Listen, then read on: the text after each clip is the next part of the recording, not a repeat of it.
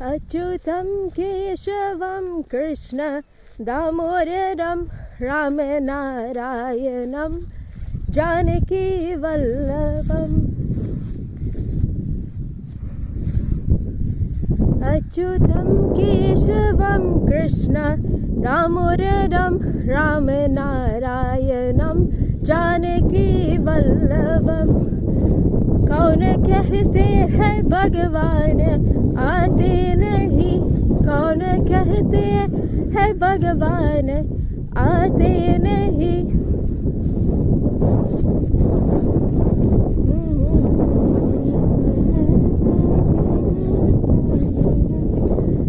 अच्युतं केशवं कृष्ण दामोदरं रामनारायणं जानकीवल्लभम् अच्युतं केशवं Krishna दामोदरं रामनारायणं जानकीवल्लभम्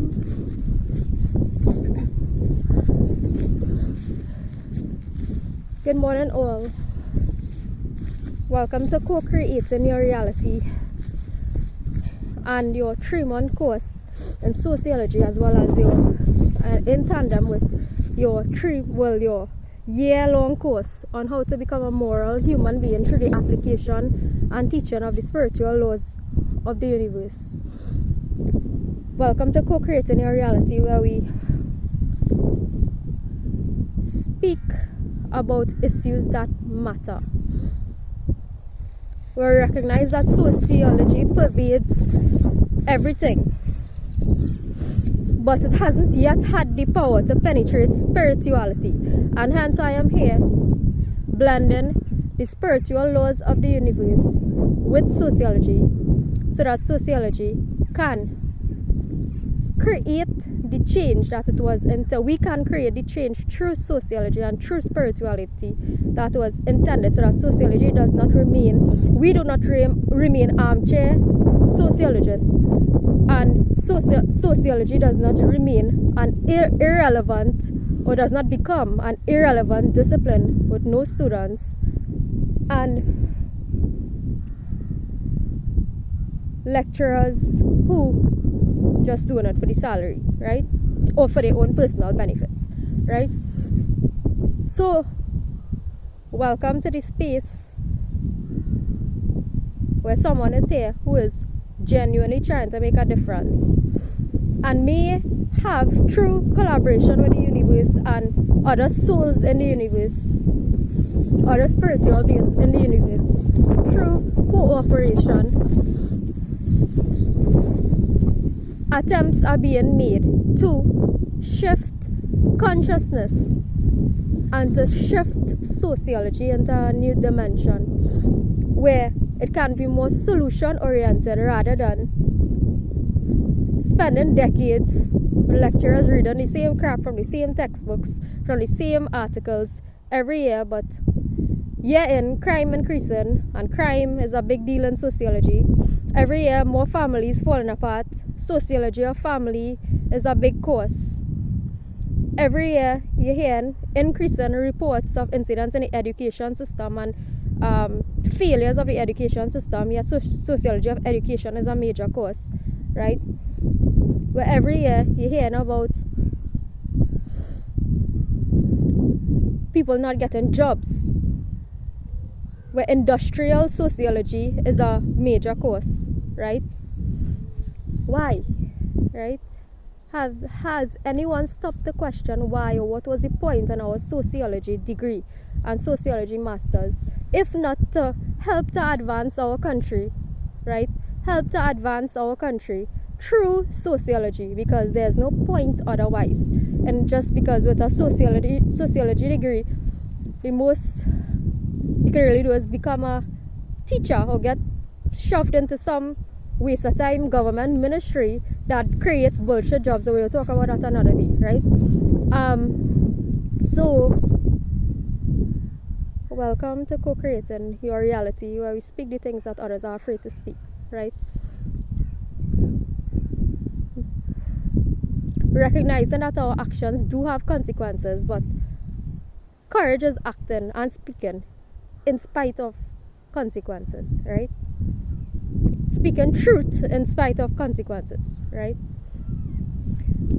So this discussion is going to round up our discussion on, is going to be the third video on the topic of anarchy, and I'll round off the topic on round off the discussion with these three conversations. Round up the discussion on anarchy.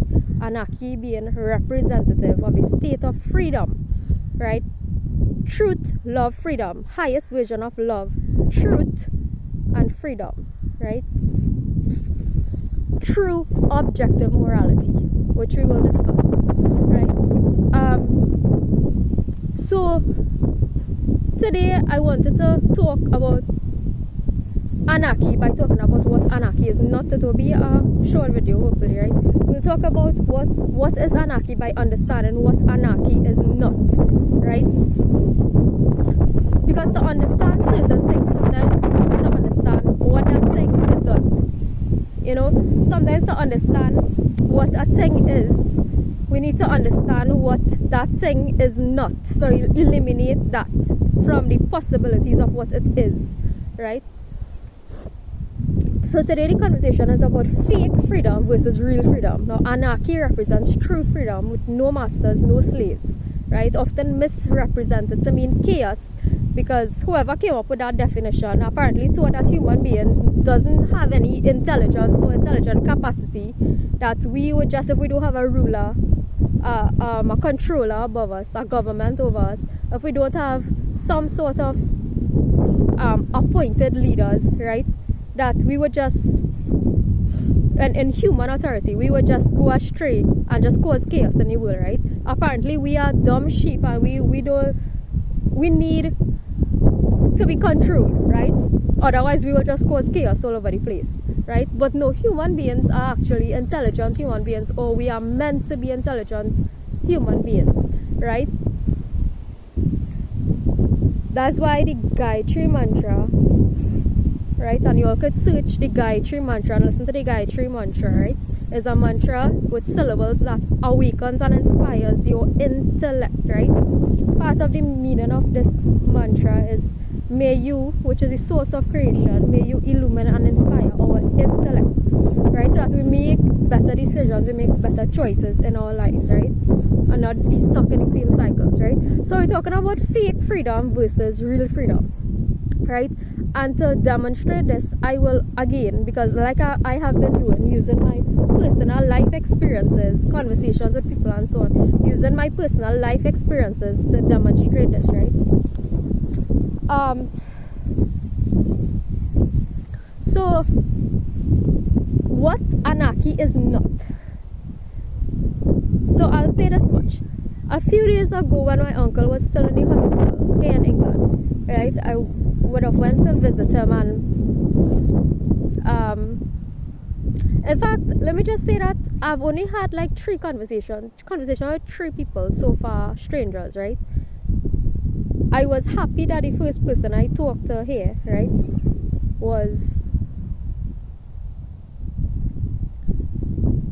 had the same views in terms of my views on freedom and freedom for all. And we started to talk about the COVID experience and, you know, the mindset of the global population during that time, and the government and so on, right? And I was very, very happy that was the first conversation that I had with someone. Somehow I managed to just get into these types of conversations with random people that I meet, right? But anyhow, so that was that. When I went to the hospital, right, striked up conversations with a couple people. One of the persons, both of them were NHS workers, right, hospital workers, right. So one of them were at the lower rung in the social hierarchy system, being a cleaner or a janitor, right. Extremely pleasant person. We chatted, and he was asking me like where I was from, and you know, we were a normal conversation now, and he was asking me if I wanted to come here to live, if I would consider coming here to live, right? So I was like, well, that's something to consider, there's a lot to consider, and you know, whether it's easy to get jobs here and all those things too. And he told me to apply to the NHS, right? He told me to apply to the NHS, which is the health service in England, right? The National Health Service, right?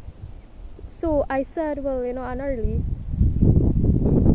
interested in that, because I really do. I left my government job in my country. I don't want to come here and work for serve the government, really, right? If I could do the same thing privately or perform the same roles for someone privately, right? I don't mind that at all, right? That would be cool. That would be fine. So he was saying that, well, it's okay to apply for it now because the NHS was actually created under a socialist government, or reflects those socialist ideals, was created in a different time, right, with a different government. It wasn't this current government that created it, right? So point number one in the difference, so I'll just give 2 points in differentiating between fake freedom and real freedom, right? Fake freedom is choosing a side when it comes to politics, right? Choosing a side without recognizing that both are two sides of the same coin, which I always emphasize, right? We are given the illusion of choice, right? I dealt with this in a previous video. We are given the illusion of choice when there's one power group, one group dominating. Now this group has representatives split up all over the place, right? But essentially it leads back to our top level group, right? It leads back to our top level group, even though they might be scattered all over the place, right? It leads back to our top level society, which controls and dominates and runs the entire show or movie that we live in, right? It leads back to one top group that runs the show that we live in, right? So it matters not whether you are capitalist, you are socialist, you are communist, right? Or you vote for a party that represents or seems to represent these ideals, right? At the end of the day, power is power, human power is human power, human authority is human authority. And they both, at the end of the day, are reflections of human power, right? Human power. And the principles that I am espousing, and from a bottoms up perspective, right? From a bottoms up or grassroots perspective, what I am advocating for is for people to recognize their internal power, such that there will be no need to depend on external power to do the things that you need to do in life, right? Recognizing your internal power so that we don't continue to be trapped in a system of enslavement, right? And think that this is all that there is, or this is all that I am capable of being or doing, right?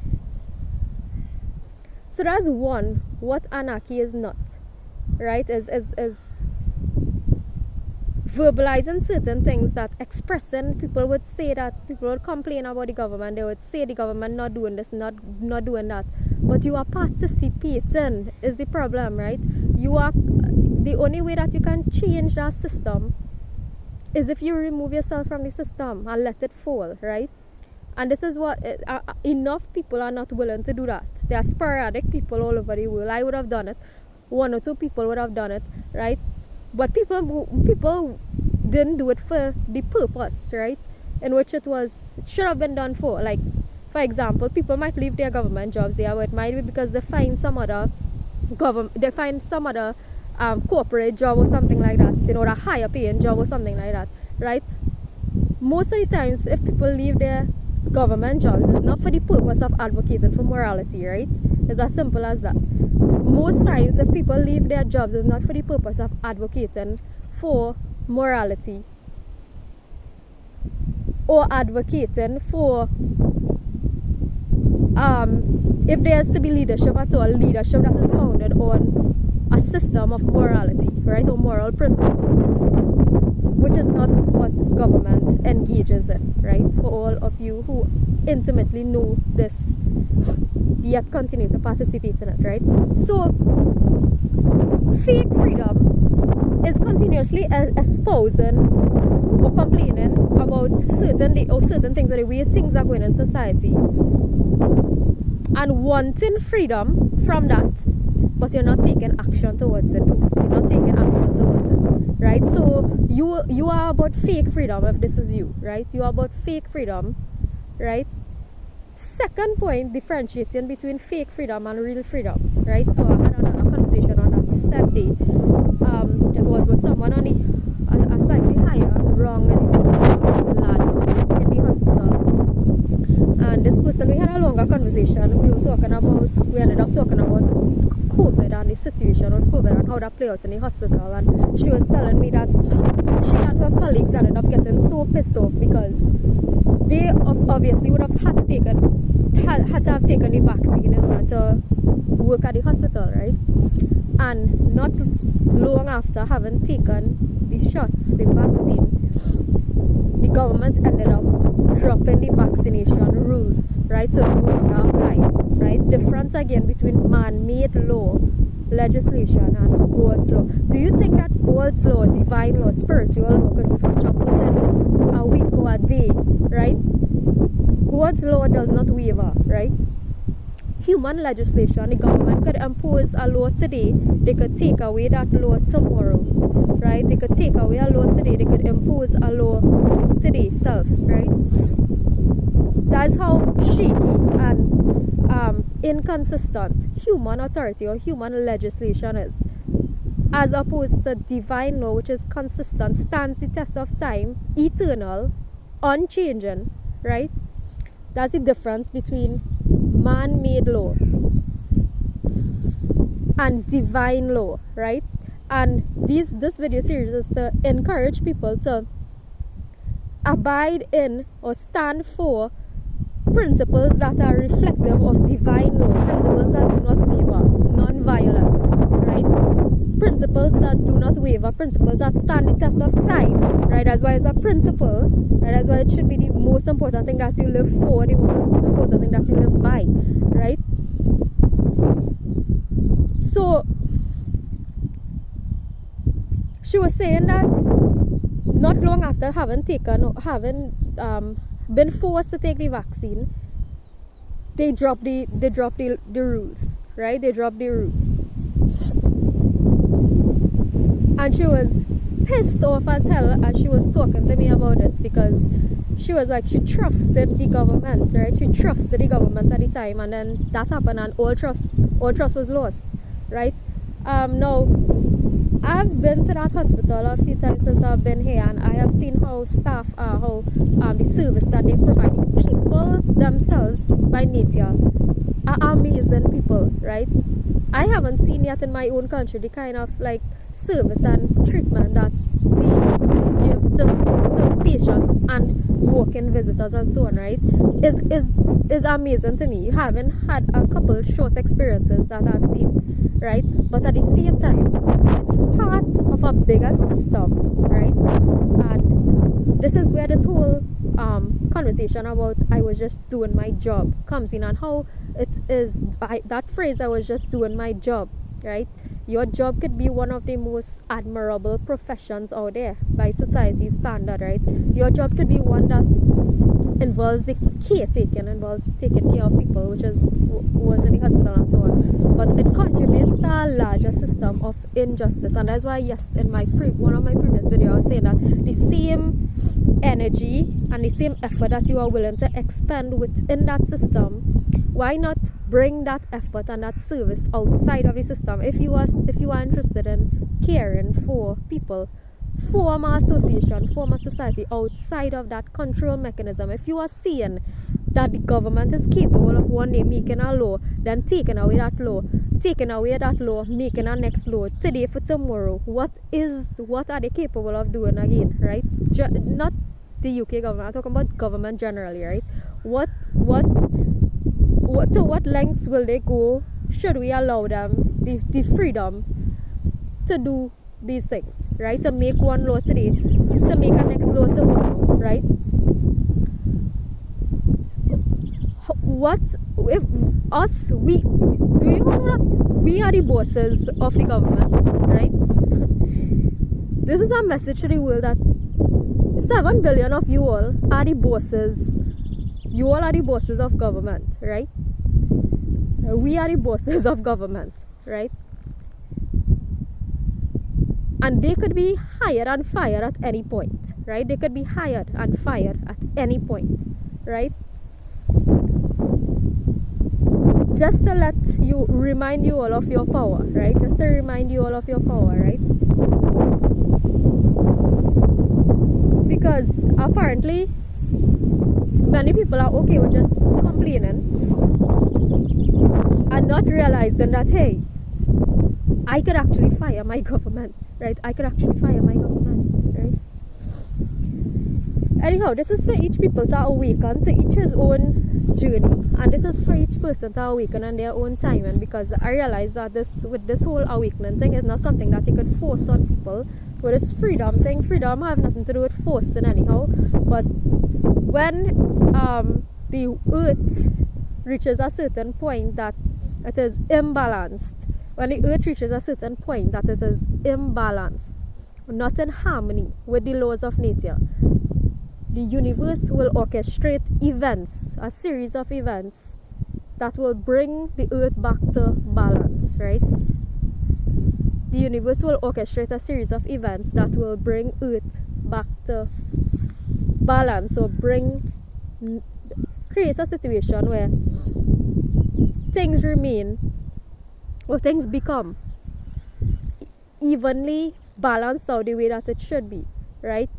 And it will do this through different mechanisms. Nature will do this, right? Because we are talking about natural laws, right?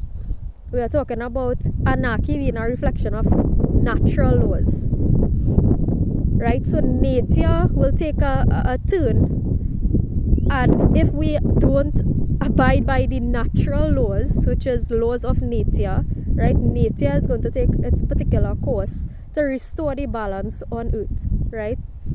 So that's my short message today, to just be conscious about the things that you consume, media, food, advertising, all these things. So just be more conscious about the things that you consume on a daily basis, because these things are psychological tools, right, that are being used to manipulate you into buying things that you don't need, eating things that are not normal and not required for you, right?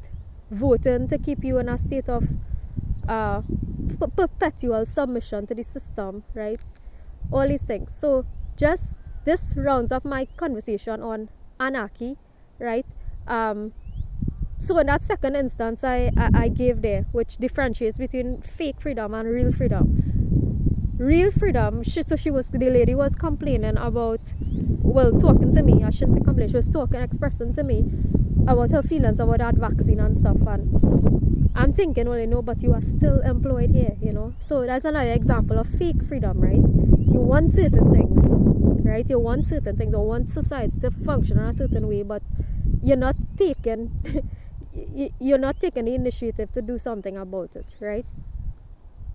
So, and that's what is required: sacrifice if you want freedom, right? Sacrifice if you want freedom, right? So this rounds up my conversation on the topic of anarchy, right? I hope that you all would have learned something new, or a new term if you all didn't know this term before, or it brought some enlightenment to you, or to change some aspect of your behavior, to bring yourself closer to that state of true freedom, which is the goal of any spiritual journey. There's no point in embarking on a spiritual journey if your end goal is not freedom. There's no point in embarking on a spiritual journey if your end goal is not freedom.